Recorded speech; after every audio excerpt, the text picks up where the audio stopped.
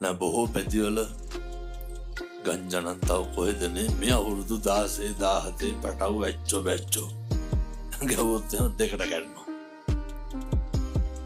අර බයිසිකල් ගත්තාම ඉමක් කොනක් නැතුව යන ළමයි ඉන්නවද මේ පැතිවල? ඉන්නවා. මං දැකලා තියෙනවා සමහර ළමයි යන්නේ පව්. හෙල්මට් එක දැම්මම කුකුලට තොප්පිය දැම්මා වගේ. ඔළුවට වඩා හෙල්මට් එක ලොකු. එහෙම තියෙනව නේද අර? දිගට. බයිසිකල් පව් ඉතින් දරුවෝ. ඒ දරුවෝ මේ තැන්වල ඉන්නවනම් දැන් මම කියනවට සාක්කුටක් දාන්න. ලයිට් එකක් හරි තියෙනවා සාක්කුවේ. ඒ උංග සාක්කුවල තුන්කල බලු. හුණු පැගන්න. පෙති. බොහොම ඉක්මනට මේවට හුරු කරන සමාජයක්.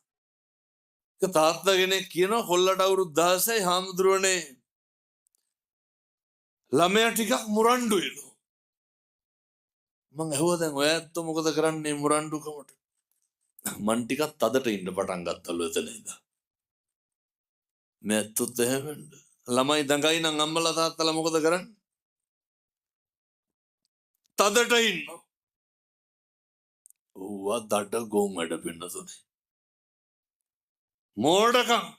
මම ඇහුවා අර තාත්තගෙන්. තදට ඉන්න මතක් වුණා වගේම කවද්ද ළමයාත් එක්ක අන්තිමට බත් කටක් කෑවේ? මතක නැහැ. මේ තාත්තලාට මතකද? කවද්ද කොල්ලට අන්තිමට බත් කටක් කැව්වේ? කවද්ද ළමයාගේ ඔළුව අත ගෑවේ? එතකොට කියනවා මේ එහෙම බුරුලට ඉඳලා බෑලු. අර බෙදාගෙන ඉන්නව නේද ගෙවල් වල?